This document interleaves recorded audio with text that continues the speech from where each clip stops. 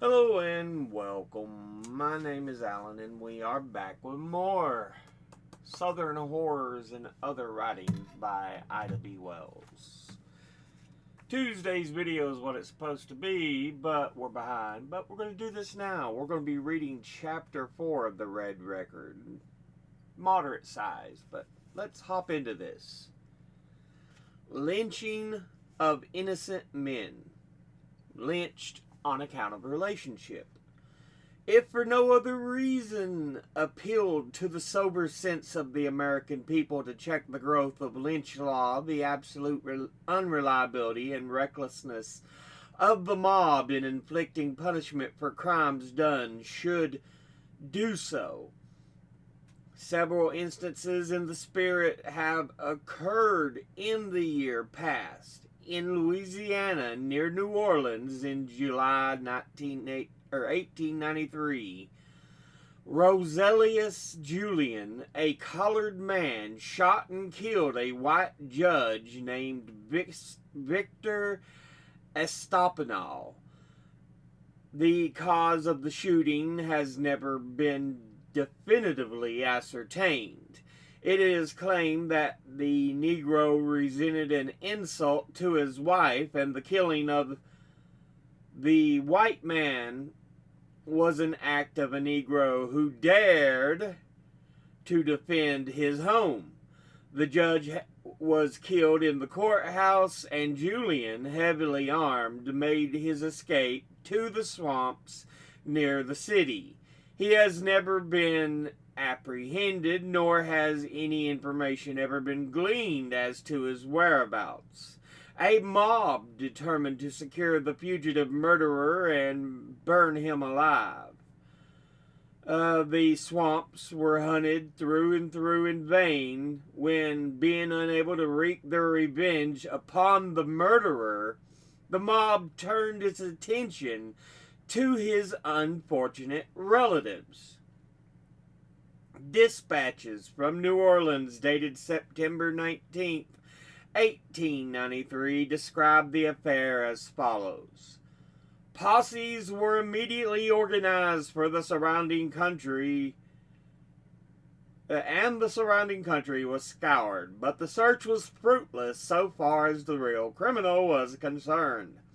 The mother, 3 brothers, and 2 sisters of the Negro were arrested yesterday at the Black Ridge in the rear of the city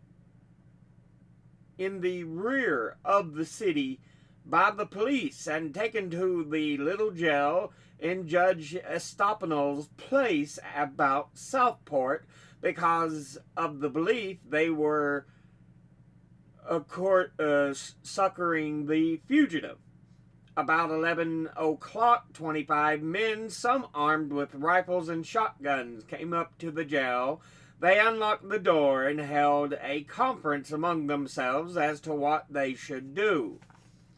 Some were in favor of hanging the 5, while others insisted that only 2 of the brothers should be strung up.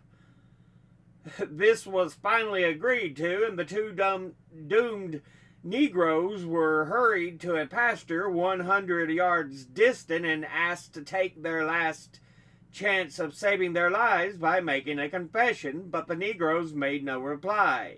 They were told to kneel down and pray. One did so and the other remained standing, but both prayed fervently. The taller Negro was then hoisted up. The shorter Negro stood gazing at the horrible death of his brother without flinching. 5 minutes later, he was also hanged. The mob decided to take the remaining brother out to Camp Parapet and hang him there.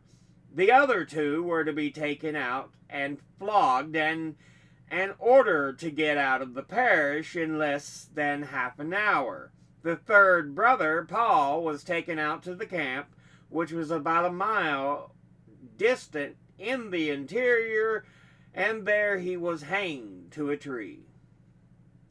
Another young man, who was in no way related to Julian, who perhaps did not even know a man who was entirely innocent of any offense in connection therewith was murdered by the same mob. The same paper says, during the search for Julian on Saturday, one branch of the posse visited the house of a Negro family in the neighborhood of Camp Parapet, and failing to find the object of their search, tried to induce John Willis, a young Negro, to disclose the whereabouts of Julian. He refused to do so, or could not do so, and was kicked to death by the gang. An Indiana case, almost equal to the ferocity of the mob which killed the three brothers, Julian and the unoffending John Willis, because of the murder of Judge Estopinal, was the action of a mob near Vincennes, Indiana. In this case, a wealthy colored man named Allen Butler, who was well known in the community and enjoyed the confidence and respect of the entire country, was made the victim of a mob and hung because his son had become unduly intimate with a white girl who was a servant around his house. There was no pretense that the facts were otherwise than as he here stated. The woman lived at Butler's house as a servant, and she and Butler's son fell in love with each other, and later it was found that the girl was in a delicate condition. It was claimed, but with how much truth no one has ever been able to tell, that the father had procured an abortion, or himself had operated on the girl, and that she had left the house to go back to her home. It was never claimed that the father was in any way responsible for the action of his son, but the authorities procured the arrest of the father and son, and at the preliminary examination, the father gave bail to appear before the grand jury when it should convene. On the same night, however, the mob took the matter in hand, and with the intention of hanging the son.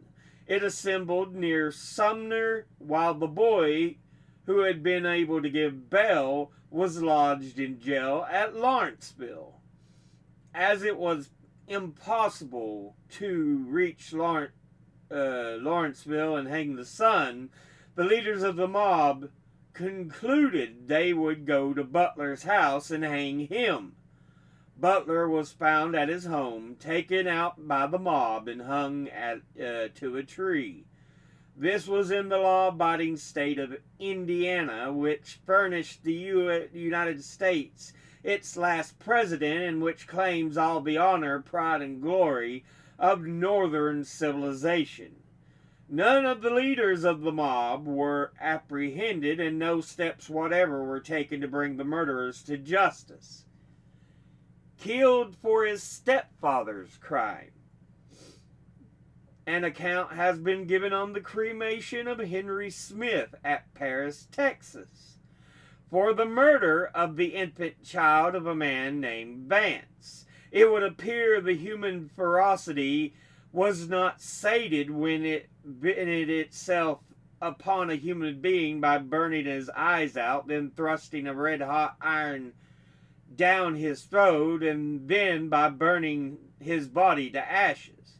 Henry Smith, the victim of these savage orgies, was beyond all the power of torture, but a few miles outside of Paris, some members of the community concluded that it would be proper to kill a stepson named William Butler as a partial penalty for the original crime.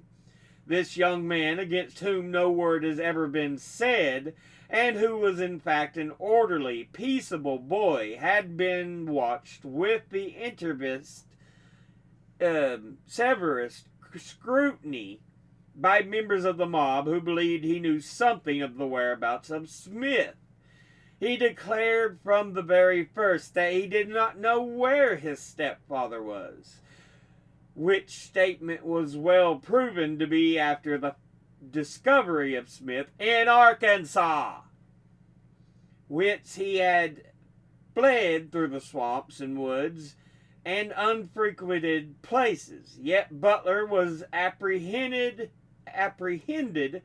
placed under arrest, and on the night of February the 6th, taken out on Hickory Creek, 5 miles southeast of Paris, and hung for his stepfather's crime. After the body was suspended in the air, the mob filled it with bullets. Lynched because the jury acquitted him. The entire system of the judiciary of this country is in the hands of white people. To this, add the fact that of the inherent prejudice against colored people, and it will be clearly seen that a white jury is certain to find a Negro prisoner guilty if there is the least evidence to warrant such a finding. Meredith Lewis was arrested in Roseland, Louisiana in July of last year. A white jury found him not guilty of the crime of murder wherewith he stood charged. This did not suit the mob.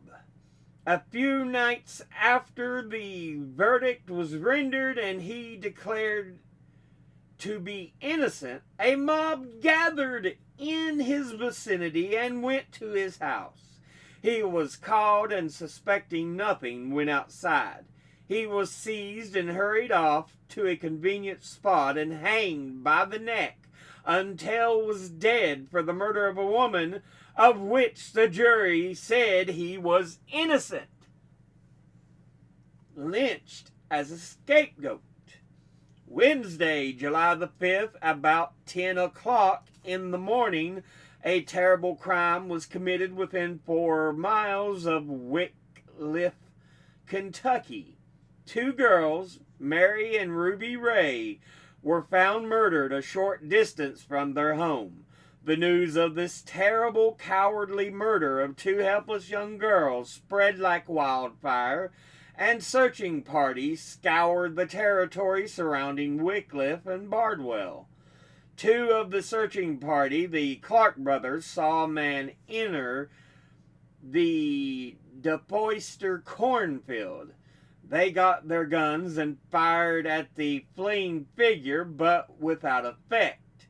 He got away, but they said he was a white man, or nearly so.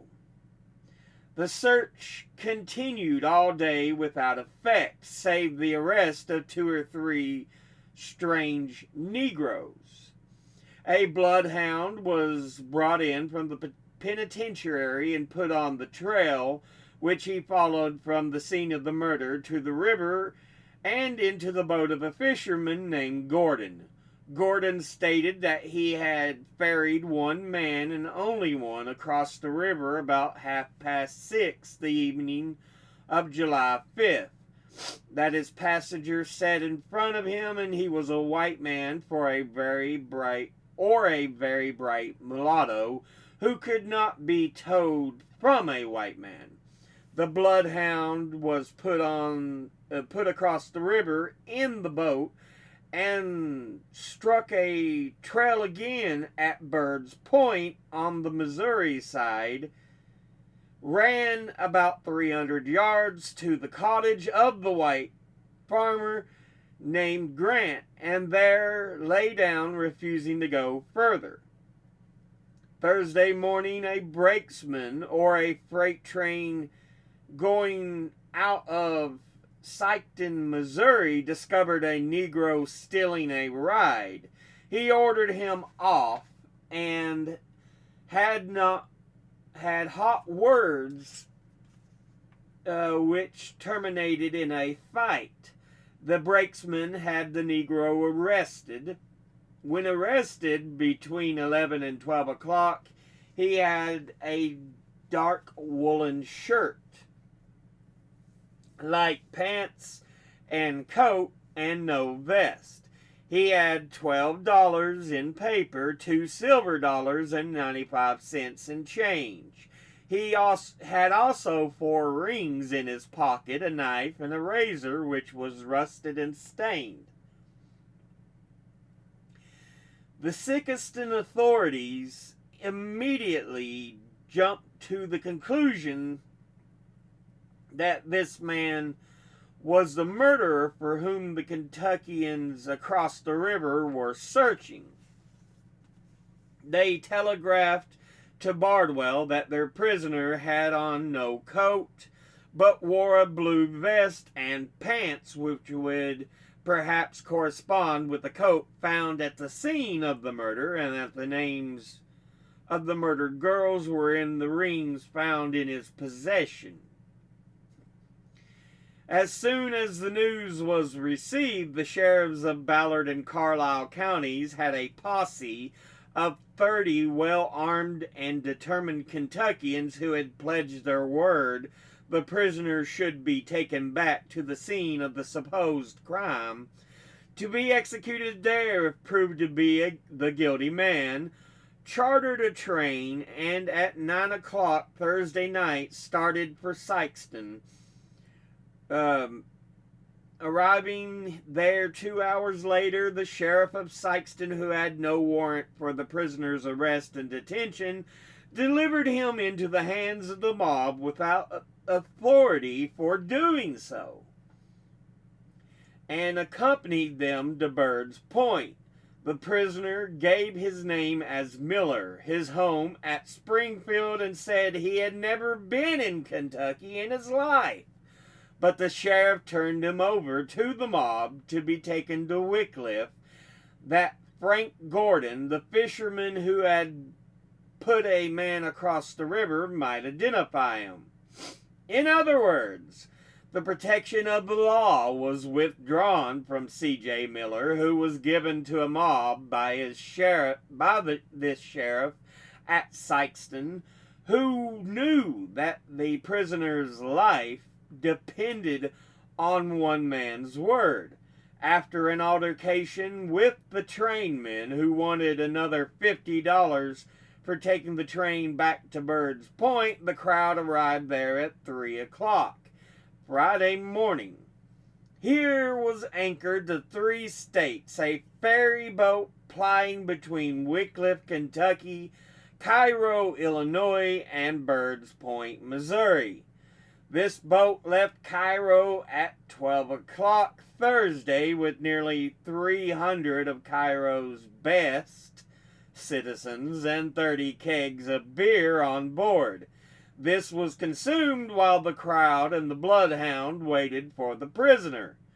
When the prisoner was on board the 3 states, the dog was turned loose and, after moving aimlessly around, followed the crowd to where Miller had sat handcuffed and there stopped.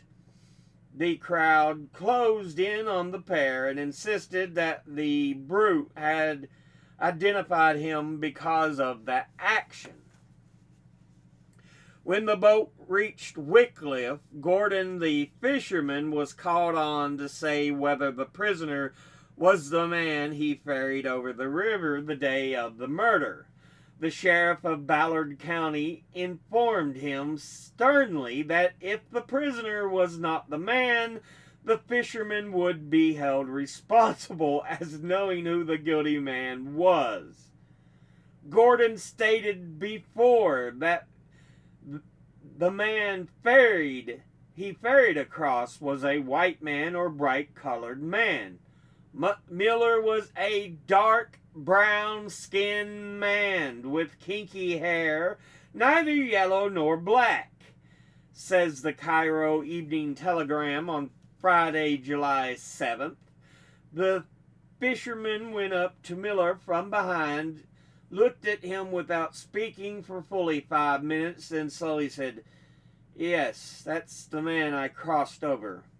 This was about 6 o'clock Friday morning, and the crowd wished to hang Miller then and there, but Mr. Ray, The father of the girls insisted that he be taken to Bardwell, the county seat of Ballard, and 12 miles inland. He said he thought a white man committed the crime, and he was not satisfied that was the man.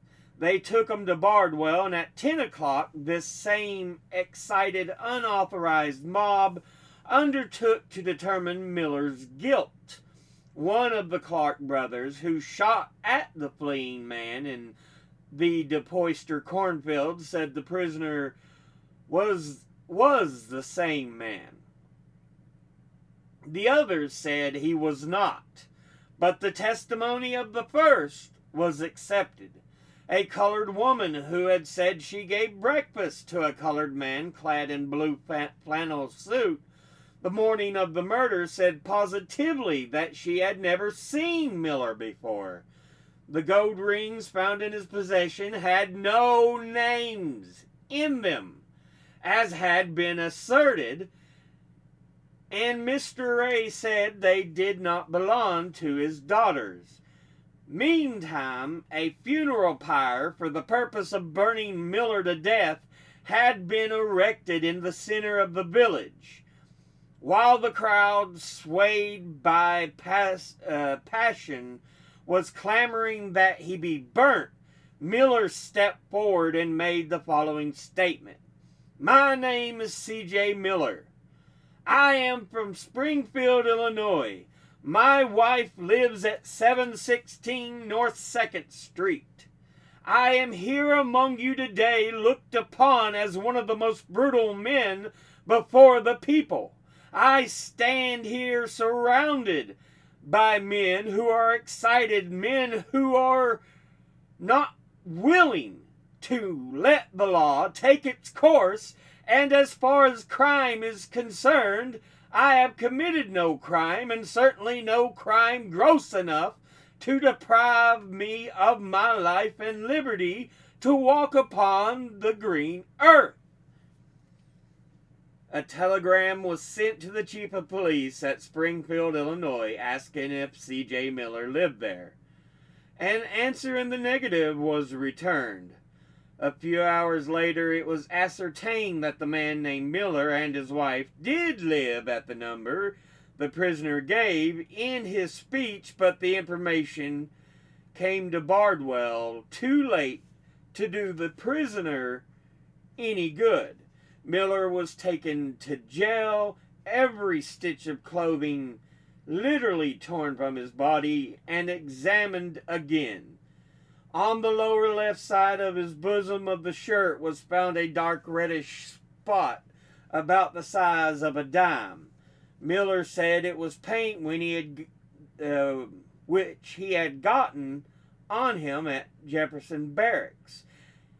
This spot was only on the right side and could not be seen from the underside at all, thus showing it had not gone through the cloth as blood or any liquid substance that as they would do. Chief of Police Mahoney of Cairo, Illinois, was with the prisoner, and he took his knife and scraped at the spot, particles of which came off in his hand. Miller told them to take the clothes to the expert, and if the spot was shown to be blood, they might do anything they wished to. They took the clothes away and were gone some time. After a while, they were brought back and thrown in the cell without a word. It is needless to say that if the spot had been found to be blood, that fact would have been announced, and the shirt retained as evidence. Meanwhile, numbers of rough, drunken men crowded into the cell and tried to force a confession of the deed from the prisoner's lips. He refused to talk, save to reiterate his innocence. To Mr. Mahoney, who talked seriously and kindly to him, telling him that the mob meant to burn and torture him at 3 o'clock, Miller said, "Burning and torture here last out a little while, but if I die with a lie on my soul, I will be tortured forever. I am innocent. For more than 3 hours, all sorts of pressure in the way of threats, abuse, and urging was brought to bear to force him to confess to the murder and thus justify the mob in its deed of murder. Miller remained firm, but as his hour drew near, the crowd became more impatient. He asked for a priest. As none could be procured, he then asked for a Methodist minister who came, prayed with the doomed man, baptized him, and exhorted Miller to confess. To keep up the flagging spirits of the dense crowd around the jail, the rumor went out more than once that Miller had confessed. But the solemn assurance of the minister, chief of police, and leading editor, who was with Miller all along, is that this rumor is absolutely false. At 3 o'clock, the mob rushed the jail to secure the prisoner. Mr. Ray had changed his mind about the promised burning. He was still in doubt as to the prisoner's guilt, but again addressed the crowd to that effect, urging them not to burn Miller, and the mob heeded him so far, but they promised on hanging instead of burning, which was agreed to by Mr. Ray. There was a loud yell, and a rush was made for the prisoner, who was stripped naked, his clothing literally torn from his body, and his shirt was tied around his loins. Someone declared the rope was a white man's death, and a log chain nearly 100 feet in length, weighing over 100 pounds, was placed around Miller's neck and body, and he was led and dragged through the streets of the village in that condition, followed by thousands of people. He fainted from exhaustion several times, but was supported to the platform where they first intended burning him. The chain was hooked around his neck. A man climbed the telephone pole, and the other end of the chain was passed up to him and made fast to the cross arm. Others brought a long forked stick, which Miller was made to straddle. By this means he was raised several feet from the ground and then let fall. The first fall broke his neck, but he was raised in this way and let fall a second time. Numberless shots were fired into the dangling body, for most of that crowd were heavily armed and had been drinking all day. Miller's body hung thus exposed from 3 to 5 o'clock, during which time several photographs of him as he hung dangling at the end of the chain were taken, and his toes and fingers were cut off. His body was taken down, placed on the platform, the torch applied, and in a few moments there was nothing left of C.J. Miller save a few bones and ashes. Thus perished another of the many victims of lynch law. But it is the honest and sober belief that many who witnessed the scene that an innocent man had been barbarously and shockingly put to death in the glare of the 19th century civilization by those who profess to believe in Christianity, law, and order. But that ends that chapter. God damn. That's just so wrong. So disgusting. How did people think that was okay? It tells you that many people have a barbarous side. There is a drawing of the lynching of C.J. Miller, but I'm not going to show it to y'all. But it's in the book here. Just a bunch of people standing around a light pole with Miller's body suspended by a chain. But yeah. Other than that, there is no footnotes to look at. Yeah, so we're good on that. You can see the barbarian-like nature of some of these people. And the Indiana lynching tells you that it isn't just South. South's bad, but it isn't the only one guilty of this type of behavior.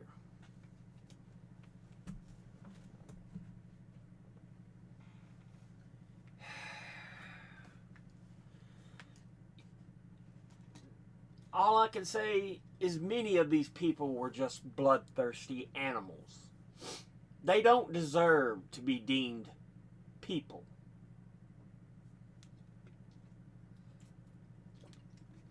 Killing those who had no part in the accused crimes, in the accused evils. It's wrong. But they don't care. They really don't care. They're just evil fucks. That's being honest. They didn't see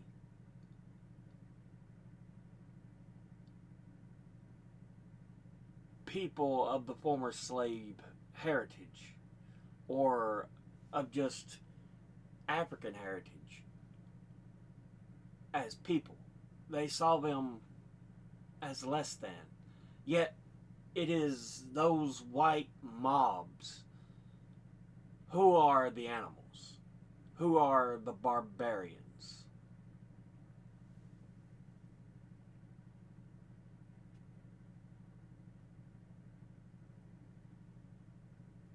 Yeah, I just, I can't.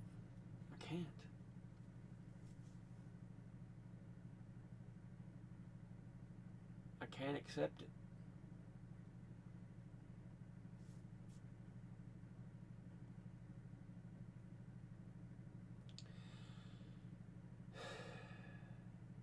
You know,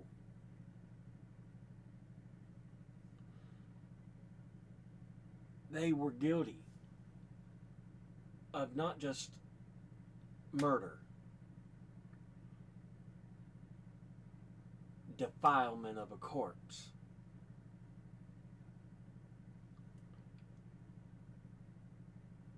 They did this to people who weren't even responsible.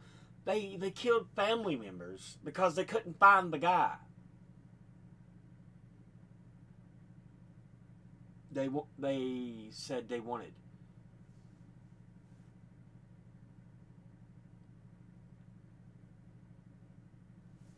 It's disgusting. Don't ever tell me America's always been great. You're an idiot if you believe that. I've pointed this out numerous times.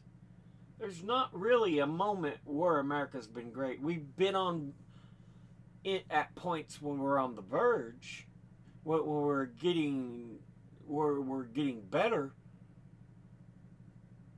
but we've never been great.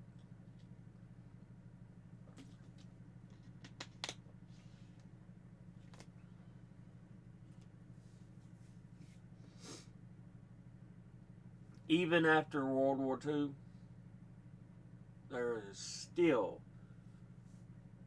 so much disgusting behavior.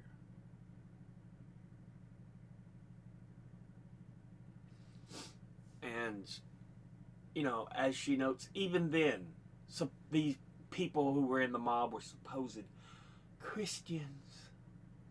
It's why, yeah, I don't believe in Christianity anymore. I've seen no proof of a God when these evil fucks do this kind of shit in the name of, oh, it's for God. Fuck you.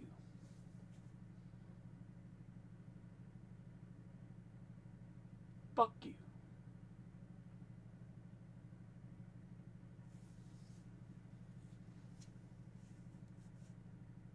You're not who you profess to be.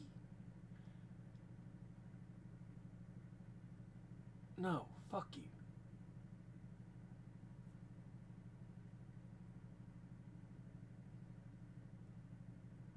Just irritates me. And it's like we have never fully learned our lesson. Because we still to this day have these similar assholes who want to commit evil, commit violence upon people.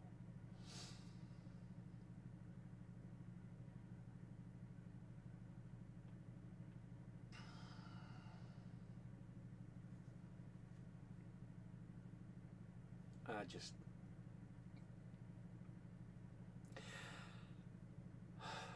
yeah.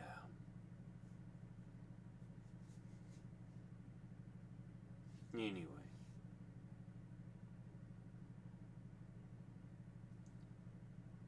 We'll go ahead and end this episode there.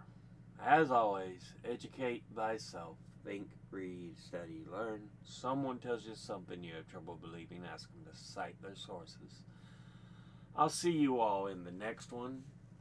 Until then, later.